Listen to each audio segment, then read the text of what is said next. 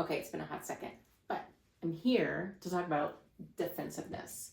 So I've been working with some teams lately, and the theme that keeps coming up a little bit is like, what do I do when I start to feel defensive?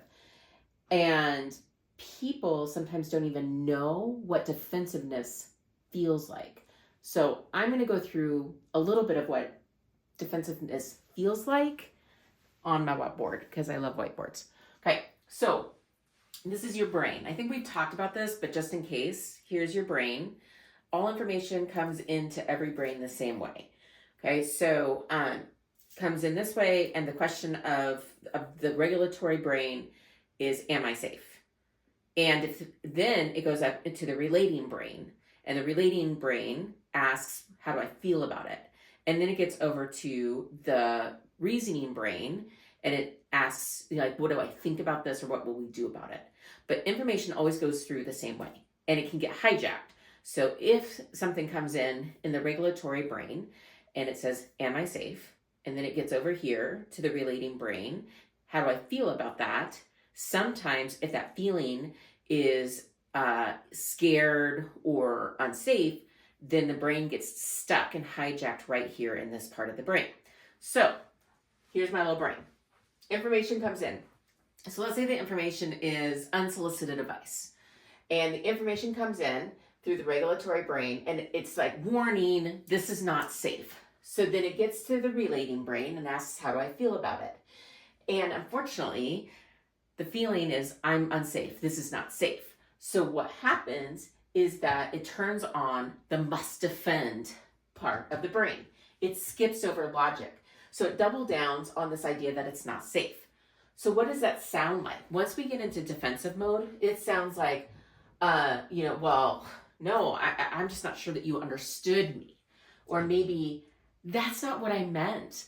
Or maybe, well, I'm sorry that your feelings got hurt, right? So that it sounds like a little bit of defensiveness, right? Like this idea of like, you're wrong and I'm right, okay? It looks like maybe some arms are crossed or impatience or like interrupting all the time, okay?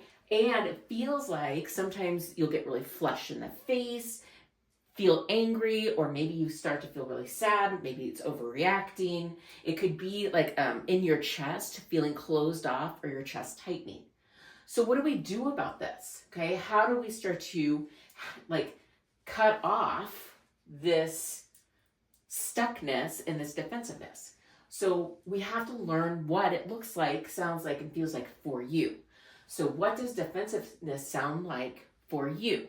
For me, it sounds a lot of like, I'm so sorry. Let me really think about that. Like I actually, defensiveness for me is almost like I'm going to overly compliment you or thank you for that information so that I can quickly get you away from me.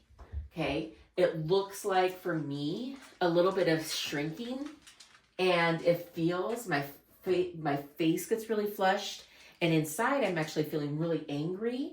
But it sounds and looks like a little bit like, oh, I'm so sorry. Yeah, of course, I'll take that. Thanks so much. Thanks so much for that.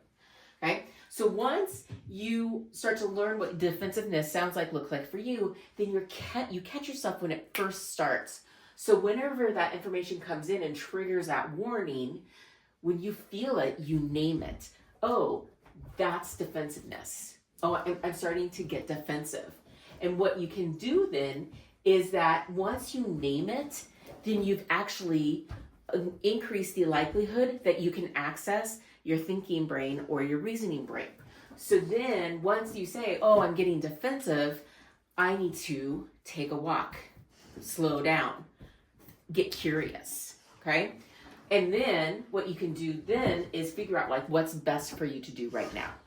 So for me, sometimes when I start to feel myself getting defensive, I'll just say, thank you, let me think about that, and I'll get back to you. Because the thing is that we spend a lot of time in defensiveness when really it's not a life or death situation. We're not really needing to defend